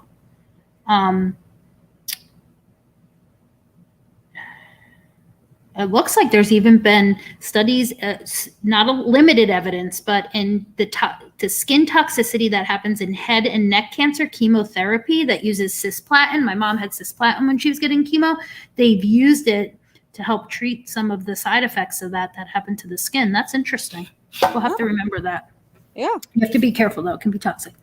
Oh, yeah. Lana, you'll have to tell us about it one day, all the products you make. She makes natural stuff. Very interested in that, but I know that my son, my mom she has psoriasis. I always trip up over that word because it's pronounced differently over here. But you said it right. Yeah, she has that, and she went to Israel to go into the Dead Sea because it's like. Did it work? It worked. Yeah, definitely. And she brought over like a jar filled with Dead Sea salt. Wow. For my son. And I love this. It basically burns to the high heavens. Like he was screaming like a little piggy, but it did help. That's good to know because I've always you see all these things that are sold that are the Dead Sea from the Dead Sea. And I know most of it's gimmicky nonsense, but I was curious where the root of it started. You know what I mean? What made is it true? So it's good to know that there's some truth to that. That's interesting. Basically the salt in the Dead Sea eats away from the infection that creates eczema and psoriasis. So it just cleanses the skin, and it's a very weird treatment because my mom had to go there, and it's it's nudity. You have to be completely naked. So my mom was like, what am I signing up for? What is gonna happen right now? So was it in I am so dumb. I thought you meant she just an swimming. There's an actual place. It was a treatment. It was basically the treatment that the dermatologist was saying, you have to go there. So she had to go to Israel. It was a separate side of a hotel where a lot of people with psoriasis and eczema were going into, and there was a doctor and a physician and all that kind of stuff. And she had to bring in baby oil, not anything else, just baby oil. And she had to cover herself in the baby oil, go lie in the sun. And at a certain time, after an hour or something, she had to go in the water, lay in the water for whatever amount of time, and then wash it off and be done with it. And she came home completely clean. That's amazing. She had it so bad when so I remember watching something where they said tanning beds they help with the psoriasis as well, something about the UV light also, whether it's light therapy. Light therapy. The light therapy. So that was interesting. All right. Well, I think we've chatted ourselves up here and we've talked about the topic at hand. And I was kind of glad to get that off my chest. And I appreciate you coming up here. I know Hope does as well. But I really wanted to get and I'm glad you kind of share, you have an opinion on this and that other people are observing it as well, that there's, as much as people kind of rant and rave as they hate the drama, they want away from the drama, they can't stand the drama, they rely on the drama for content, right? Yeah. And they need it in order to be able to still stay on the platform and do something because they're not certainly focusing on the true crime, which is maybe where they started, or the awareness. Yeah, well, but just check what happened the last time when there was a certain discussion where people were supposed to make amends. Yeah. Yep. Just or just not what is happening right now. Yeah. And I think even in that scenario, I always believed, and this was my understanding, and I know that she kind of reassured me that I was thinking correctly, was it wasn't obviously drama has to exist. We get it. That's what this is. Okay. That's what those communities are, the drama community, whether they want to admit it or not. But the going real life stuff and digging and digging and digging into finding every single thing you can about somebody to really try to hurt them, it's got to stop. And it didn't stop. They doubled down. People have doubled down. What happened with AJ's son, and I won't bring too much attention to it, but it was what I was referencing earlier about a police report with the information on it. That was horrible. It was horrible. And it was it was done like, I'm sorry, I don't care. There was no mistake. Like, it wasn't even acknowledged as a mistake. It wasn't even called an oops. It was just done with disregard, and it was cruel. And like, that's the stuff needs to be, and I mean, I think it was denounced. I think everybody's denounced it, but there's like, nobody should get a pass for doing those kind of things. I'm sorry. Oh, Like, and it's that's just also cruel. like the double standard. Like there's one creator or a certain creator that a lot of people are like, your CPS caller and you're disgusting, and you know what I'm talking about. But there's also other creators that get somehow praised for doing so, because they make it into this nice sounding story that they're doing it out of protection for themselves. That's not how it works. And another thing, that's all I'm gonna say about it, creators that force other creators to bend the knee, that's not gonna work in my. That's what I was talking about earlier when I was saying, like, you're putting these creators are putting either their friends, so to speak, or their colleagues, whatever you want to call it, in these positions where they either feel like they have to be all or nothing. They're not allowed to keep an opinion or open mind, because then you're a traitor. I mean, it's the most ridiculous stuff I've ever heard in my life. Yeah, like, bullshit. And I'm really going to work on for myself. The one thing, like, after talking about this and, like, you know, talking about it out loud, like, I am not going to not engage when I want to, or not comment or share in the discussion, because I don't want to be like targeted. Because first of all, I don't think I'm that important to begin with that anybody would care. But at the same time, like, I don't want to be made, I don't want anybody else that I don't know, a complete stranger on the internet, having that kind of power over me. Right? Like, no, Yeah.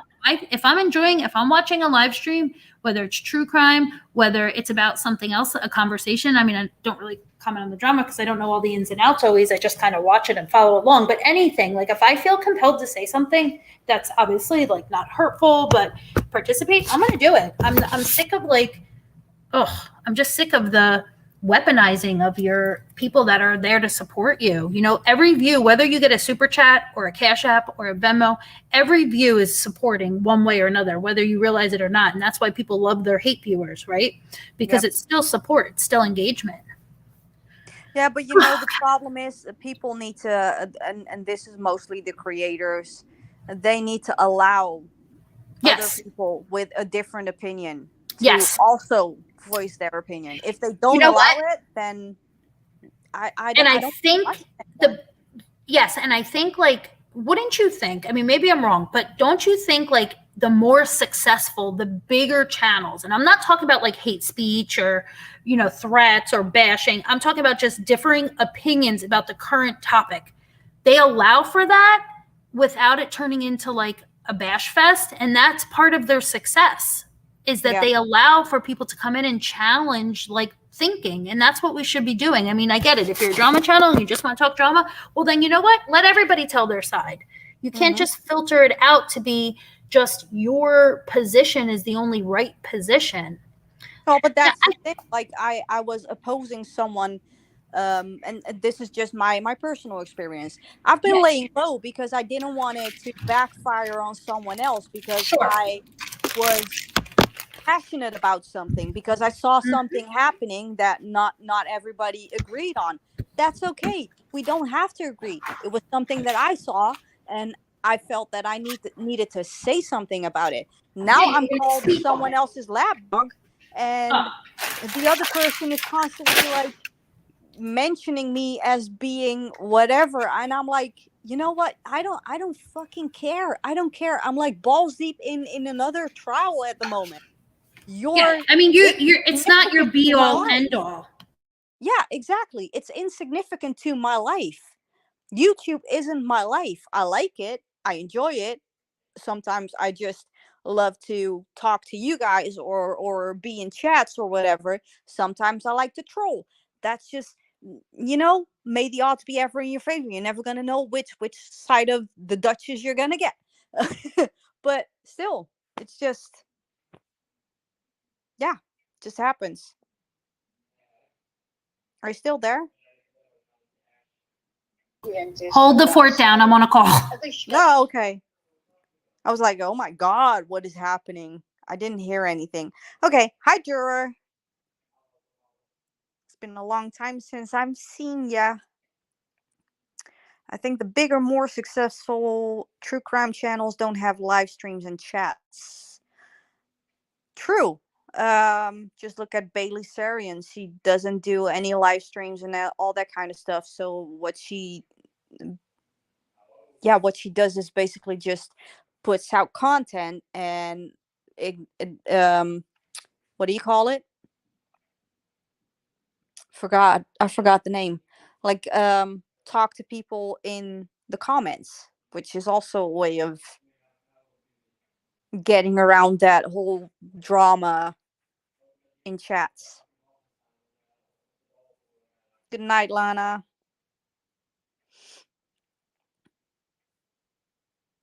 Well, basically, it is a cesspool because there's a lot of different communities that come together, and you cannot stop it. Like YouTube is there. There are no separate sides to YouTube. It's just one big giant avenue, one big giant street where every house has their own topic, and you can just access it through the art or something. I don't know how to see it. Thank you, Dutch. I just had to take the call because I got to go get my kids. So thank you so much for being up here, and thank you for everybody. And yes, thank you for participating in the conversation. I hope everybody was thoroughly entertained. And I think we'll be going live next Saturday or Sunday to cover either Holly Bobo. Well, I think it'll probably be Holly Bobo. So that'll be interesting.